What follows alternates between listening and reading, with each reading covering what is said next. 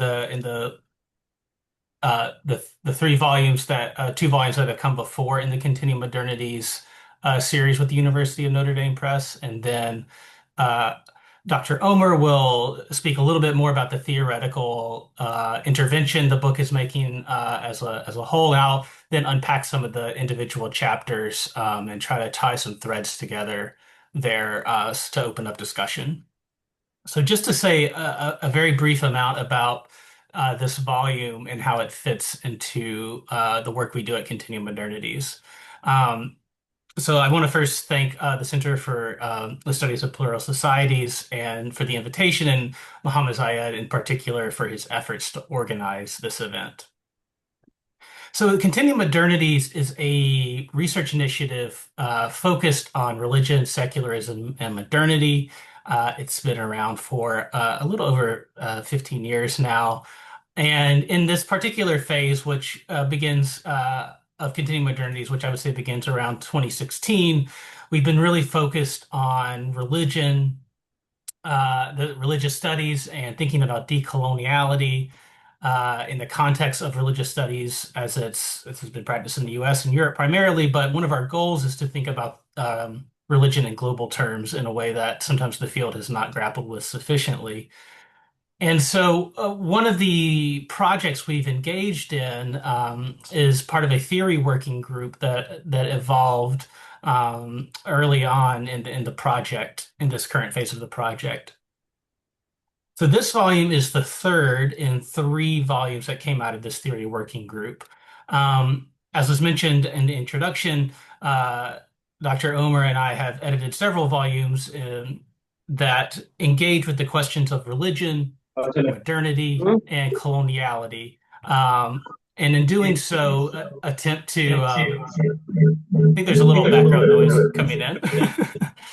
Um,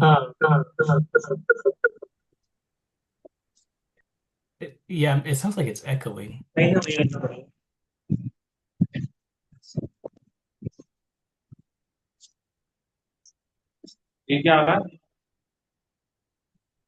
I'm not sure. I don't want to. Does that sound better? Okay. Um, so the first volume, titled "Religion and Broken Solidarities," thinks about where solidarity has fallen apart because of nationalist, religious, or racialized differences across different contexts. Um, whether it be in Turkey, whether it's in the United States, or between Turkey and Iranian feminists, or in the United States, among participants in the women's march movement in early first Trump administration. The second volume is more focused particularly on white Christian nationalism, and but white Christian nationalism, not just within the context of the US, where it's often kind of parochialized in the study of religion, but in Europe and in how that is even migrating beyond the European context into different spheres of the world. Thinking one of the chapters thinks a little bit about how Modi has adopted some ideas from white Christian nationalism and repurposed them for Hindutva, for example.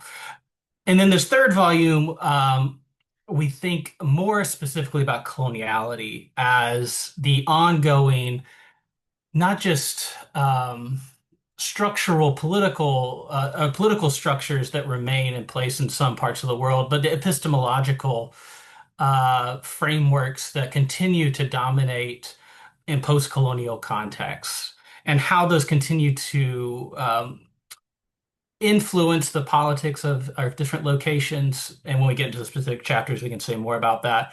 But also um, continue to shape the broad global discourse around religion. So that's the kind of what the volumes are doing, more generally speaking.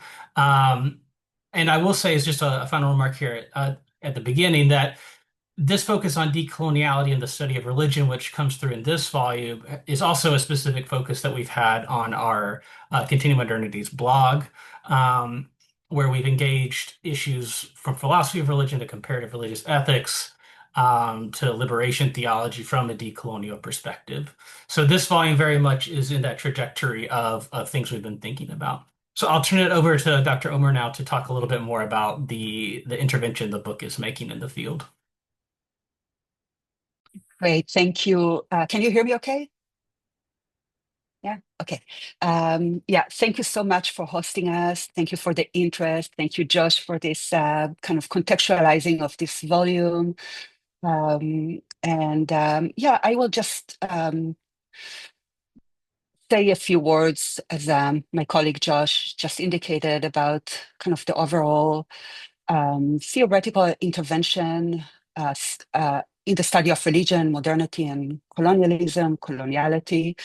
But also with, in a sense, this is where the third volume about that we are discussing today connects to the earlier volumes on the first volume on the issue of solidarities and broken solidarities, and the second volume on kind of the logic, the cultural logic of white Christian nationalism, because this particular volume is anchored in two kind of levels of analysis. On the one hand, we connect to a tradition of scholarship that is what we call archaeological or genealogical or demystifying of kind of the political theology underpinning the secular structures, with an understanding that the secular is not an empty space, but itself is constituted by a particular kind of theopolitical meanings that are rooted in kind of European modernity, European Christian modernity. So one move is really a move about kind of like that demystifying work, exposition, critique of kind of the architecture or the grammar. These are the kind of words or I guess metaphors that are being used in that kind of like demystifying work. Well, it appears in a particular way as if it's kind of the binary of religion, tradition, and so forth. But in fact, underpinning it is a particular interpretation, a particular grammar that is very much rooted in European Christian modernity and its kind of colonial and racialized project. So one level of analysis and engagement in the book really connects to this kind of scholarly trajectory that is called genealogical. Um, and also, I mean, there are multiple scholarly traditions that he draws on that kind of like move toward the investigating and exposing, demystifying the underpinning grammar and architecture and all those other metaphors. But the second dimension that we've been interested in is of the emancipatory, the imaginative, with the kind of the political possibilities, potentialities for different understanding of modernity, different understanding of emancipatory, what we call, together with some of our authors, the post-abyssal thinking of the future, of kind of emancipatory future. And so in the introductory chapter, we kind of go through some of those resources and traditions with this notion of the abyssal and the post-abyssal connecting to Santos' work on the abyss that has really kind of infiltrated into a lot of the scholarship with this notion of the kind of the abyssal thinking and the profound epistemological violence of modernity coloniality that really kind of divide the world into that also connects to scholarship in decoloniality and coloniality. Of as like Fanon and Sylvia Wynter of a zone of being and a zone of non-being, and how that kind of manifests in the contemporary moment where the line is less kind of like clearly geographic, and so it becomes really manifesting in a various regime of apartheid in our cities that are more invisible, but the abyssal line is still there. So so this is just to say that in the study of religion, and both Josh and I were kind of incubated in the critical study of religion, so religion, ethics, and politics. And a lot of the kind of the work, the genealogical work, starts in a sense, Enlightenment, European Enlightenment, 17th century, 18th century, and a lot of the actually what we learn in our kind of foundational courses in the study of religion really, really, really start late 19th century in kind of looking at works like about how the category religion has been used in 19th century as a kind of uh, tool in colonialism and colonial expansion in taxonomizing people, the divide and rule, the role of the science of philology, and how it connects to the study of religion, the construction of this category of world religion that has a very, very recent history, the construction of this notion of the Judeo-Christian, which in and of itself really entails profound violence and really has a very, very recent history, even though it's kind of naturalized. And so we want to interrogate that. Where did it come from? So with respect to in the study of religion, the kind of the point of departure in studying religion, kind of the colonial legacy of religion as a comparative category. Our story began quite late. In kind of European Christian modernity. And what this particular book does, and some also and what I just indicated in the blog, our blog, Containing Modernity's blog, we try to, we started this conversation earlier than the book, and we're still, it's a very much ongoing conversation. We wanted to put that kind of critical study of religion and its focus, and here I'm some of the key figures, scholars would be Talal Assad, who of course is cultural anthropologist, but he has influenced many thinkers in the study of religion. Tomoko Masuzawa on this construction of this category of world religion and its particular, again, historical moment and colonial agenda. And there are other resources, but we wanted to put it in conversation, and they really look at kind of the structures and the fact that the construction of the secular is presumably empty of religion, of course, betrays and camouflage power, because whoever has the power to define um, is and also in that act of definition, you impose particular something that is very, and this is what Tal al-Assad says, right? Something that has a very, very particular history and kind of theological context and, in Europe with respect to what is religion.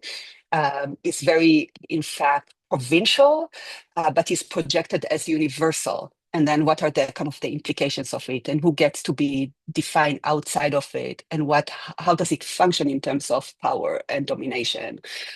So this is one, but the insight that are coming from decolonial scholarship that especially emerged in Latin America, but also has kind of a broader, very broad influence, and also has multiple genealogies as well. Is that no, the starting point is 1492, basically, because this is the moment of Columbus, the colonial expansion, and also like this is just one kind of significant generative line of analysis, like Professor Nelson Maldonado Torres, who we also mentioned in the his scholarship we mentioned in the introduction, and he comes in and out from some of the other contributions, has a really interesting analysis of 1492. Is a really critical moment because this is a moment where the discussion that really religion is racialized, even though the category race will still take a few centuries to be articulated within context of blood-based racism. But what you see in that moment is, well, first of all, 1492, of course, coincided with the Inquisition, where you have, so you have the expansion, the colonial move to the so-called New World, to be discovered as part of this colonial enterprise, but it also coincides with the Inquisition, which is about kind of um, consolidating kind of like a proto-nationalism. And all of a sudden you have kind of a shift from discussion of religion on the level of kind of epistemological, like, oh, my religion is right, your religion is false. And you have those kind of arguments, and all of a sudden it becomes ontologized about blood, about being, in the context of Spain, of the Inquisition. And so, of course, it's very familiar to many people, kind of students of this moment. You have kind of the emergence of the language of purity of blood in the context of the Inquisition. So it doesn't matter if people converted to Christianity, it's in their being. And this, of course, really manifested in the kind of the colonial move. So one of the key were either people who, the natives who were understood as having no religion, therefore no soul, and again, importing a particular understanding of what is religion as an anthropological comparative category. Then, of course, they are not really human. So you see kind of the intersection of religion and race, and that when we talk about religion, we always have to talk, and as religion is a comparative category, we always and immediately from that moment of like intellectual departure have to talk about religion as a racialized category within the context of the colonial, modern coloniality. So we are trying to bring those kind of genealogies and conversations together, and really wrestle with in this book. And one of the chapters that for me, and Josh will speak about it in a second, that is really kind of capture a lot of the tensions and the issues, is by Professor Santiago Sabotsky, who's a scholar that personally has influenced me a lot, with his book Decolonial Judaism. Be happy to talk about it and how it exactly influenced my own work. And he in the chapter he talks about kind of the genocidal foundations of liberalism, and liberal nationalism. And it was especially reacting to an essay that we had in the initial. We had a few workshops with the contributors for this volume, and the initial reading that we gave everyone was by Rogers Brubaker, who's a sociologist based at UCLA, who talks about kind of religion and nationalism and violence, and try to identify patterns across different cases globally. And Santiago Sabotsky is really challenging, and Brubaker has some really important insights.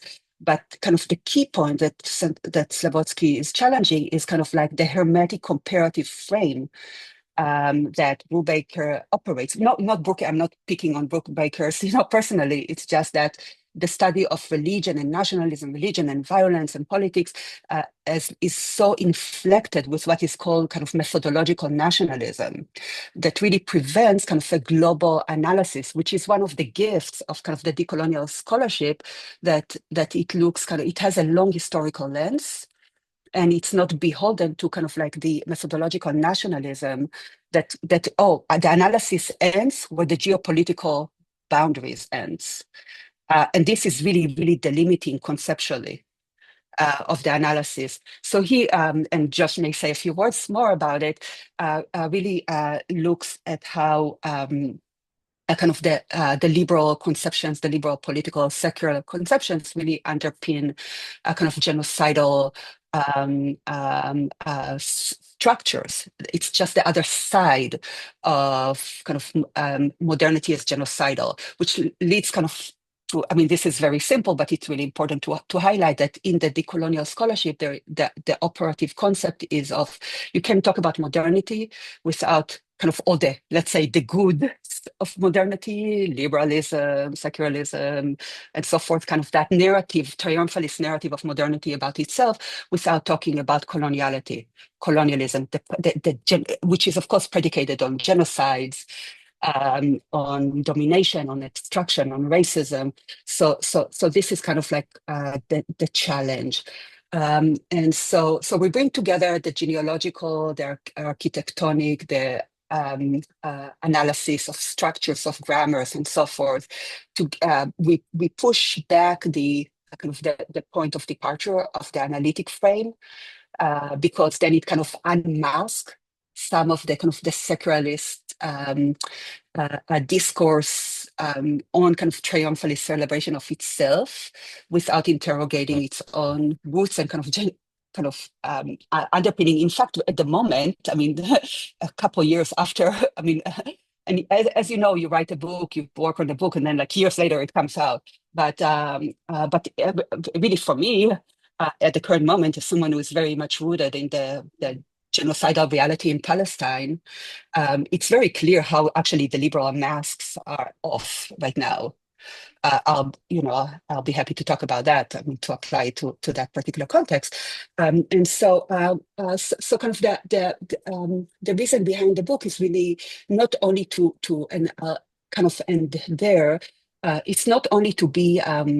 It's really highlighting the importance of critique, of demystifying, of uncovering, of understanding the structures, the persistence of structures and the grammar, but also work with kind of a critique that wants to say, well, it's important to be hermeneutical, to be interpretive, to understand variations, to and really avoid kind of like a reactionary frames, especially with respect to presumably recovering tradition from kind of secular colonial modernist violence. Uh, and so, so we want to highlight and center a critique of modernity coloniality. And here we include in our volume two of the key thinkers in this. One I already mentioned, Santiago Sabotsky, and the other one is Salman Said, who contributes a really important kind of meditation to the volume. But also, we don't want to be stuck in critique, in kind of terminal critique. And so the move to critique is a constructive move in order to illuminate other kind of resources, other kind of constructive resource. And this is personally something that, as I now look at my career throughout all my work over the years, I've always been in that space. I kind of, in earlier work, I developed this notion of critical caretaking, especially with respect to Palestine, Israel, and also hermeneutics of citizenship, really engaging kind of interpretive and reinterpretive reconceptualization of what it means, what belonging might mean in particular context, but you can do it in a simplistic way and through a simplistic kind of like retrieval of, let's say, some sort of like a more authentic conceptions of religion or tradition or identity. It's always relational, it's always interpretive, it's always multi-directional and multi-perspectival, and so in some respect, the volume wrestle with this we have very different contributors. They come with different kind of like disciplinary understanding, epistemological kind of like commitments to decoloniality. So it was a challenge, but kind of the overall point is about this notion of critique and emancipatory or constructive or caretaking, as I called it in my earlier work, and how it works out. What would post abyssal thinking would look like? So I'll turn to Josh now. Well, thanks. I will briefly summarize just the chapters. So if you haven't read the book yet, you have kind of a sense of where they fit into this broader narrative. And then during the Q&A, maybe if there's more particular questions about individual chapters, we can talk a little bit about those. To the extent that as editors we feel comfortable reflecting the views of our contributors. Um, so I think Atalia actually did a pretty great job of already giving us most of what Santiago is up to in his chapter. I'll just say a few more things to maybe that connect with these broader themes. One is that this genocidal logic that Atalia was discussing fits into what um, Santiago calls the liberal populist marriage. And I think somebody has is unmuted that maybe could mute, and that would be helpful. Um, and that liberal populist marriage is the current framework in which we are sort of operating, but he's tracing this sort of genealogy going back to at least 1492. And the way he phrases this, I think, is particularly, provocative and kind of gets you thinking about about the transition from different moments um, in European history and how those then are reflected in the colonial order, which is, he starts with this logic in early modernity of, convert for your own good or I will kill you. Right, which is this idea that during the Inquisition, which Natalia was talking about, right? It's this idea that we are both we are happy to exterminate you if you do not play by our rules, right?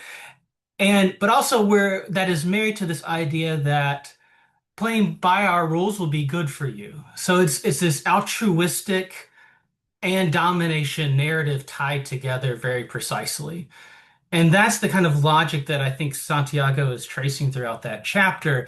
And it goes from this very explicit kind of convert or I will kill you to, maybe slightly more mystified versions, but that have nonetheless the same genocidal logic, which is to civilize or I will kill you, to develop or to democratize, right? And you can trace that up, and he does this in the chapter right up until the, Iraq War, right? Where you often saw frameworks around why this was a good war for Iraqi women because this was going to liberate them from, Islamic patriarchal structures, right? And so you see that logic there framed as, we will destroy your society, but if you convert to our ideas of what liberal democracy is, it will be for your own good.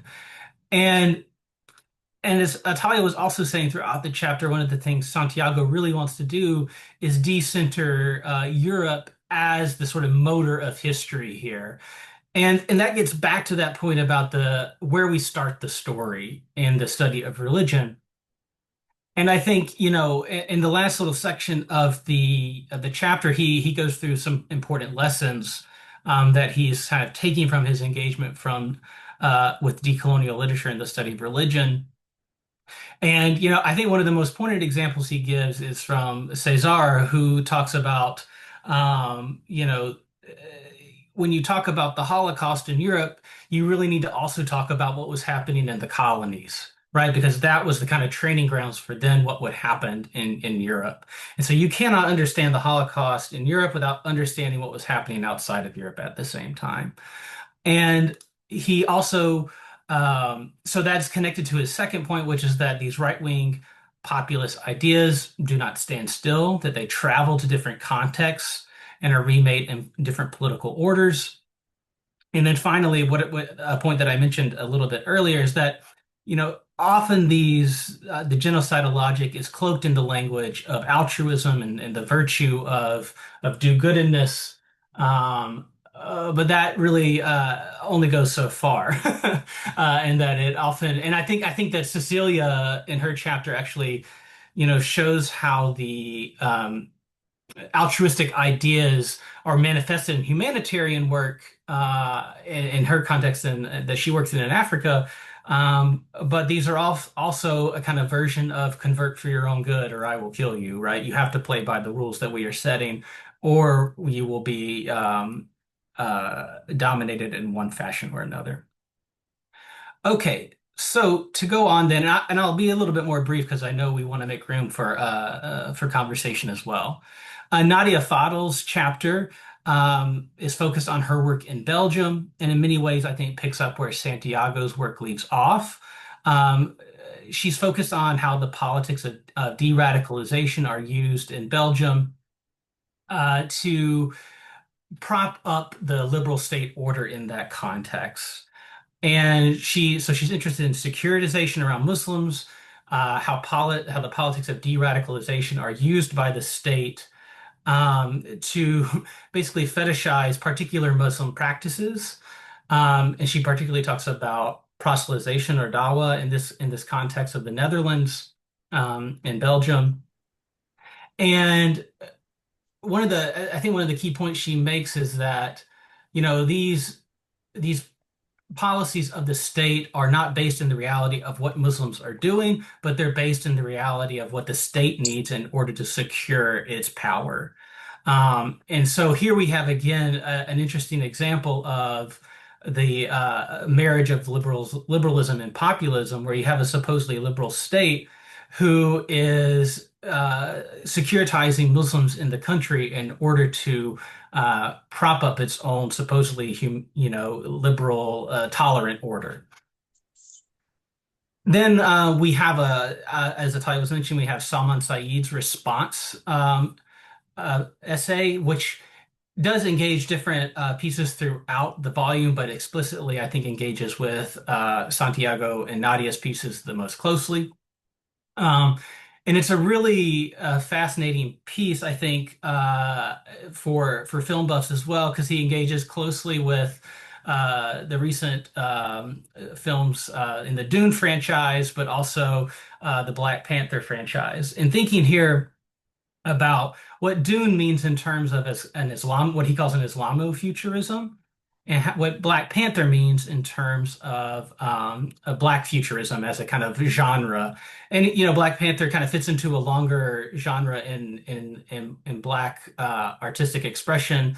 And Dune, he's kind of arguing, is kind of fits into a unique Islamicate uh, futurism that he's kind of articulating in a new way. Um, so he does this in order to think through what does it mean to be, is there a way to be modern beyond the Christian Western modern framework? And I think one of the things he's doing there is drawing on these criticisms of Slavatsky and Fadl to say, you know, this is actually very difficult. And even when you are sort of thinking you're outside the framework, you often are repeating the framework. And so he's very cautiously saying that these examples of Dune and Black Panther, that they're still cloaked in a kind of imperialist language, a kind of Orientalist language in different parts, but they perhaps haltingly point to a modernity beyond the colonialist West. And so I think it's really a fascinating way of kind of working out uh, um, the implications of what's going on in these first two chapters. The next chapter, which we kind of fit in as the last chapter in this first section of the book, investigates, so this by Vavelli and Frantingham, develops an account of neoliberal economic theory in the context of modernity coloniality. So they do a comparison of two important theorists of neoliberalism, Friedrich Hayek and Ludwig von Mises, and think about the way in which they engage religion. Because even though both are very neoliberal thinkers in their terms of economy, both have very different understandings of how religion fits into that economy. But nonetheless, what they take from this comparison at the end is that neoliberalism has become kind of a religion in the West, or it has displaced religion as the dominant ideology. It might be another way to put it. And so it underwrites what kind of religion is permissible or impermissible, and it remakes religion in its own image. And I think and one of the terms they use, which connects to the other essays in the volume, is this idea of self-colonialism, which neoliberalism, which has often been practiced in the colonies, is then turned back in on Europe itself and transforms society and politics in its image. And so you have kind of a self-colonialism that moves from the colony back to the metropolis. So let me say a little bit about the last two essays, and then I'll end with Gil Andijar's piece, which is classic Gil Andijar, and it's like very interesting, but also a little mysterious. So we can talk more about that if you want. But as I was rereading it, I was like, there's so much going on here, but at the same time, it's hard to pin down. So the last two essays in the book we framed as the more constructive parts of the book. So if the first part is kind of a little bit more on the critical edge, this part is a little bit on the constructive or perhaps caretaking edge. So as I mentioned before, Cecilia Lynch's chapter deals with humanitarian networks across Africa. And she's deeply engaged as a sort of an ethnographer in this region, thinking about how humanitarian groups come in and say they want to do good for particular groups of people, but then often want to transform practices that do not fit the liberal image of what the human is and how humans should be. So in the chapter, she engages closely with debates around female circumcision and how this is negotiated by humanitarian groups who, are often look disfavorably on this practice, and then, you know, groups in Africa who might have some might feel that it is not a good practice, but others might think it's deeply important to their cultural belonging. So how do you negotiate this? How do NGOs negotiate this? And what does this tell us about the remaining colonialist assumptions that go into humanitarian work?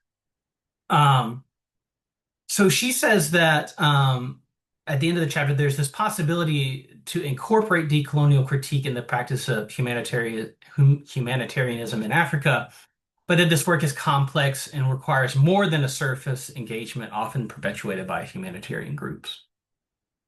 So the final chapter then by Slava Jeklic is thinking about the Balkans in particular. Um, and as in the introduction, you'll note that we kind of tease out the tensions between her chapter in particular and some of the earlier chapters, which we can get more into in the Q&A if we want.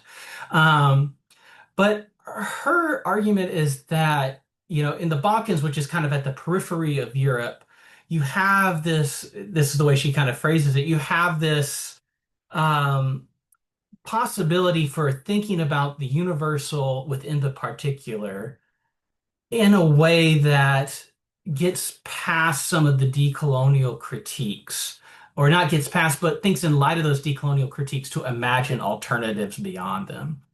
And so she says she uses this example of a particular Jesuit priest uh, in the region who speaks a very sort of nationalist language, but in doing so also articulates a universalist Christian message.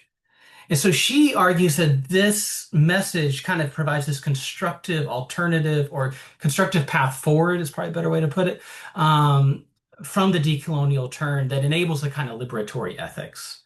This is kind of her argument in this chapter. So then finally, Yelandi Shar uses a metaphor of a fire that the fires that burn in our world today, and he points to how each of the contributors, and he does this thing with Kierkegaard at the beginning, which I won't go into, but he draws this idea that there are many fires burning in the world today that we need to be attentive to, and each of the chapters, he says, point to different fires around the world, whether it's neoliberalism, coloniality, racism, etc., or secularism, even liberalism, right? As Santiago shows pointedly.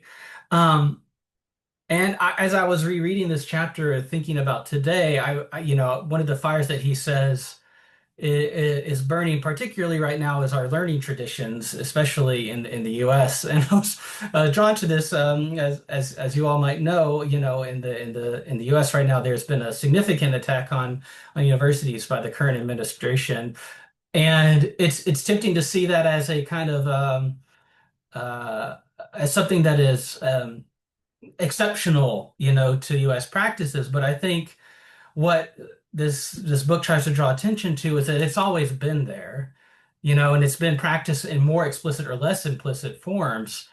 But what we have now, I think, and Natalia was speaking to this in her comments too, is that a lot of this, the liberal populist marriage is becoming very explicit now, and the genocidal logic is becoming more explicit as, not only in the US, but in how our foreign policy and the foreign policies of European nations are continuing to act in ways that dominate and that express that genocidal logic.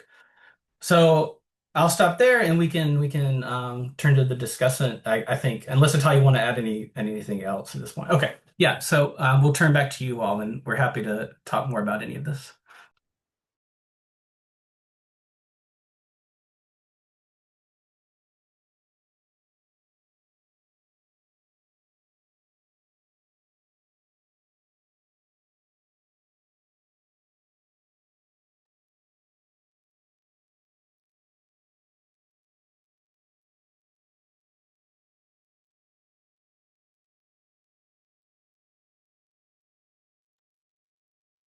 Is anybody home?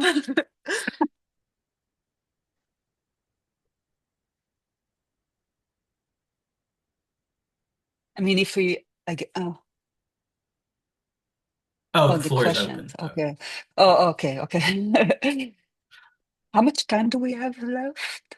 I, I think 12 minutes, maybe. okay. I assume we're just going for an hour. Yeah. Okay.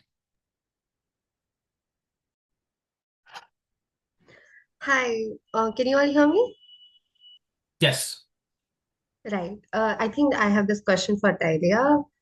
By the way, great book description. I've not read it personally, but I am a student of sociology, and I got a bit just of what you guys have edited and what the chapters are descriptively about. So what happens is when we're talking about colonialism, religion, and identity in India, it usually translates in a very different way than it translates in West or in European countries. So, that creates a gap that actually, which Indian authors and globally also the discourse has been to bridge the gap, to create that sense of sensitivity towards Indian colonialism.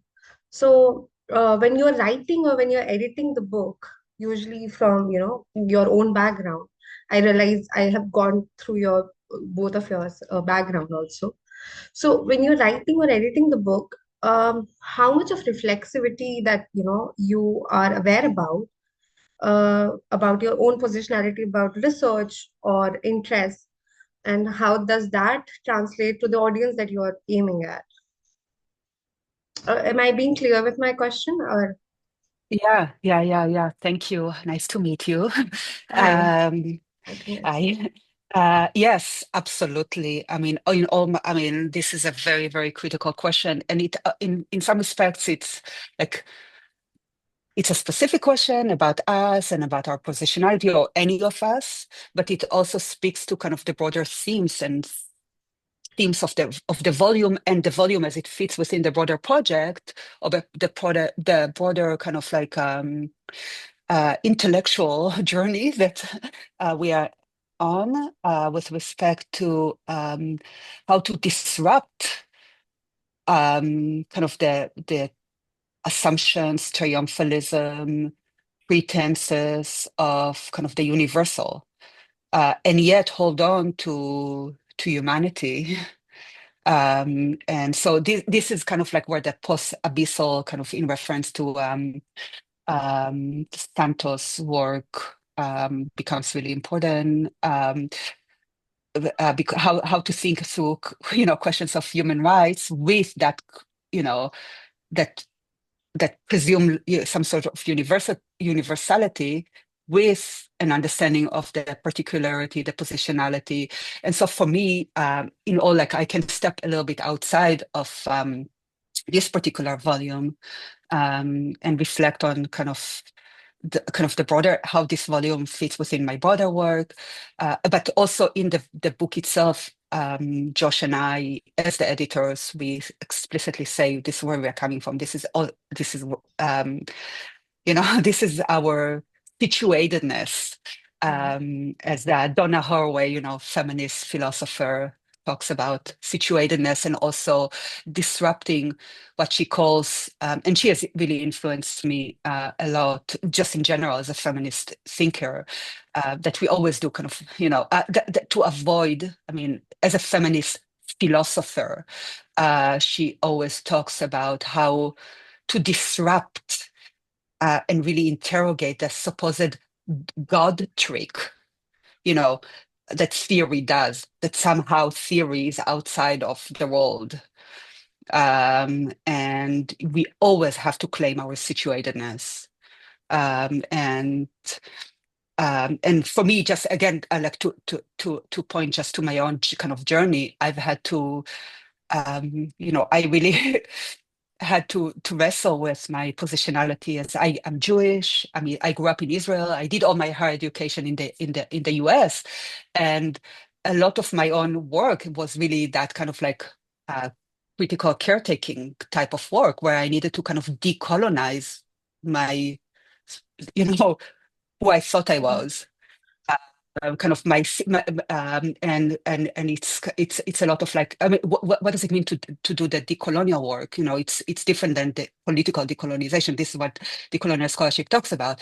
It's an epistemic intervention. But really the key issue, and that goes back both to the genealogical critique, the Tal al-Assad kind of scholarship, and the decolonial intervention that is mostly emerging from Latin America initially, is that, you disrupt that kind of like God trick, because that God trick of, oh, I'm standing here and I'm analyzing all of like religion and modernity and is precisely that. It's colonial. It's very, very specific, ethnocentric, situated, but it projects itself as universal, that it has those kind of analytic tools. But having said that, we always need to wrestle with, well, do we have some sort of like criteria and standards with which to evaluate, or to claim, something is wrong and something is, needs to be, transformed. So it's really hard philosophically. Anyway, sorry, I spoke too much. So that was fine. I think I got it what you wanted to say. Yeah. Yeah. Yeah, I would just add that, I think one of the things we have in Continuum Modernities, we have another program called Madrasa Discourses that Ibrahim Musa began 6 or so years ago, which worked with recent graduates of madrasas in India and Pakistan to, further education in religion sciences and humanities, more or less. And one of the things I realized when we went to India for the first time is when you talk about secularism in India, you mean something different oftentimes, or it might have some of the same logics, but it has a different kind of power than it might in the US, right? And so you need to be and I think this is one of the virtues of the book usually is that we have a theoretical intervention we're making, but that's always grounded in particular historical examples.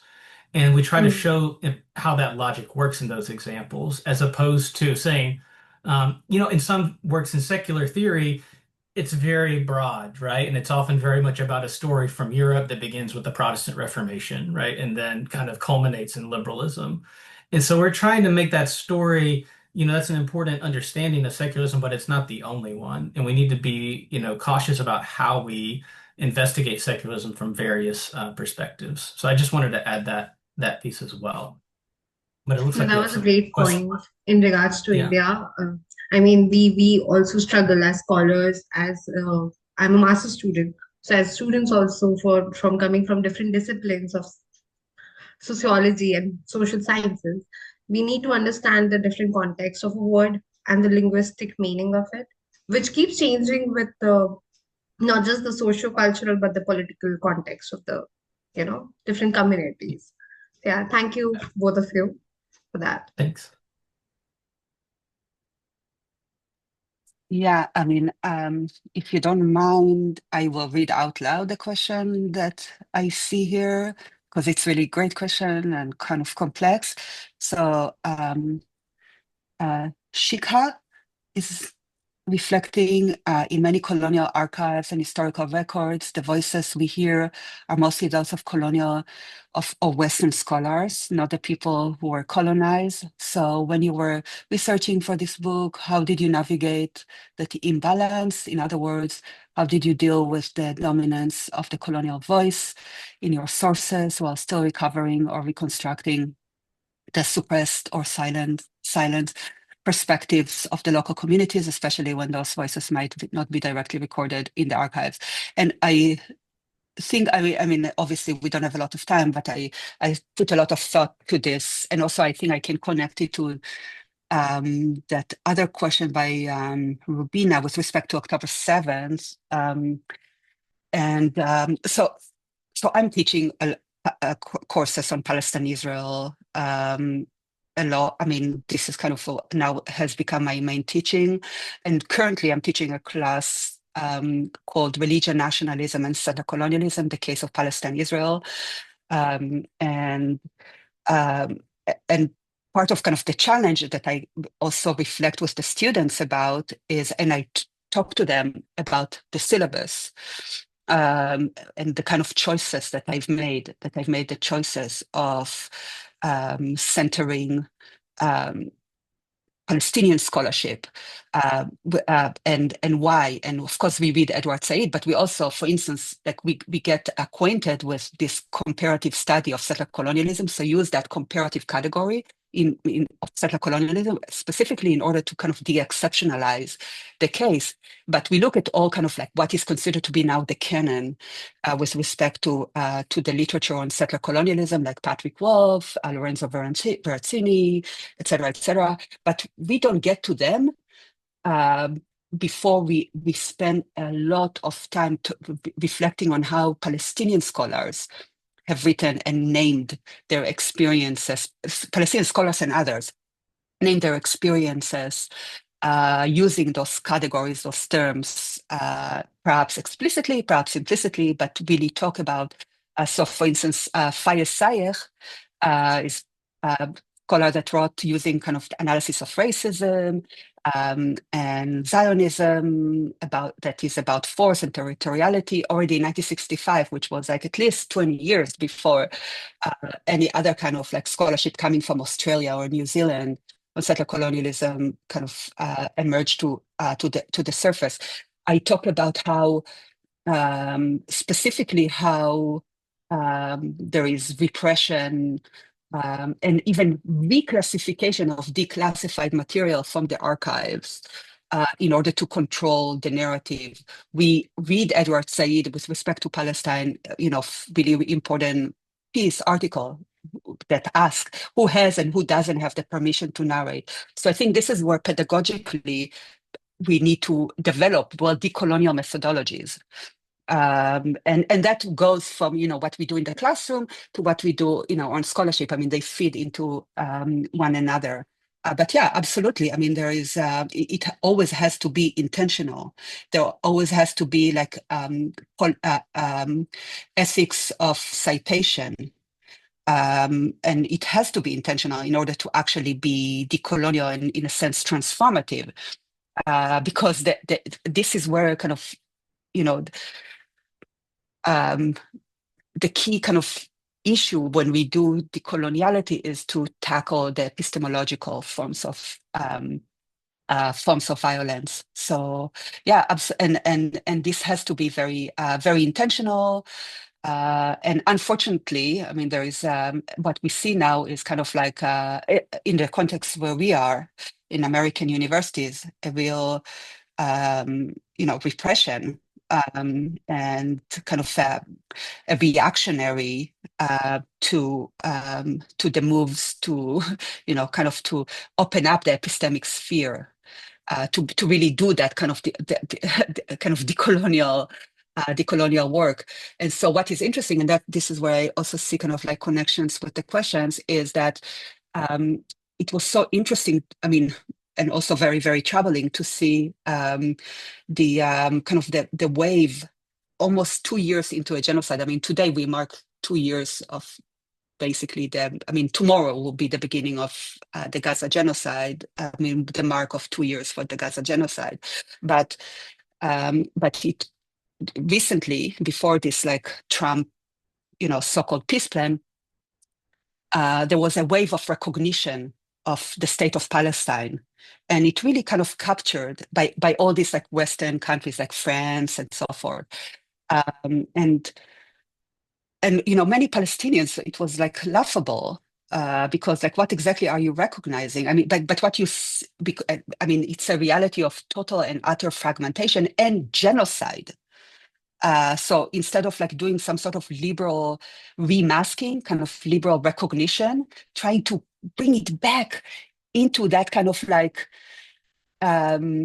apparent, exactly what Santiago Savotsky talks about, this kind of like a liberal masking of genocidal realities through that recognition that also saved that sense of innocence of the colonial forces that created, this like reality of, I mean, Zionism is a product of Europe and Christian Europe at that, but instead of like, really you know, engaging in like basically declaring arms embargo and stop like funding and underwriting a genocide. They do like this act of recognition.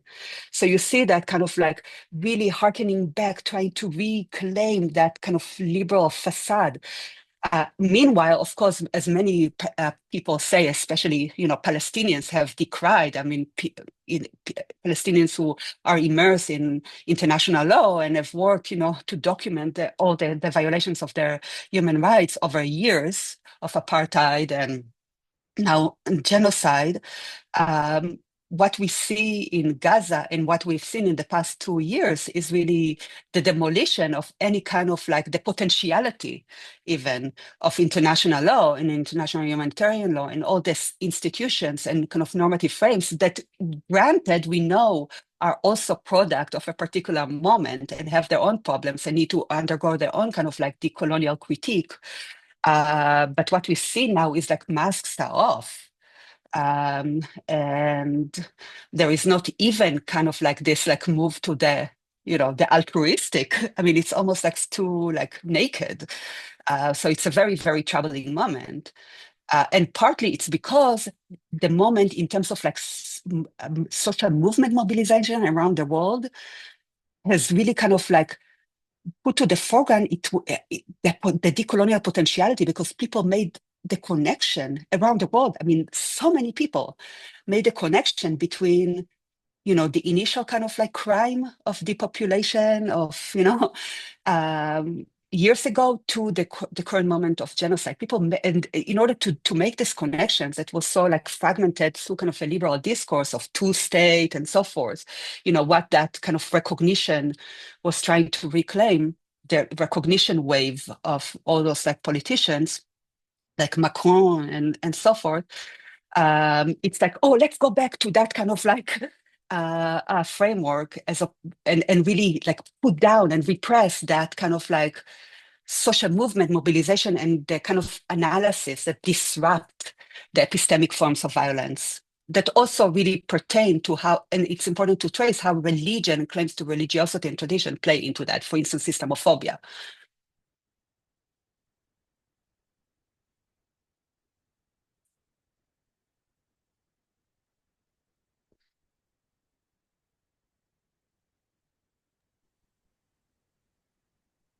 We were at 9:05. I don't So know if, yeah, I don't know if we want to. I mean, I don't know who is moderating. Oh, okay. Okay. Yeah, so we are out of time.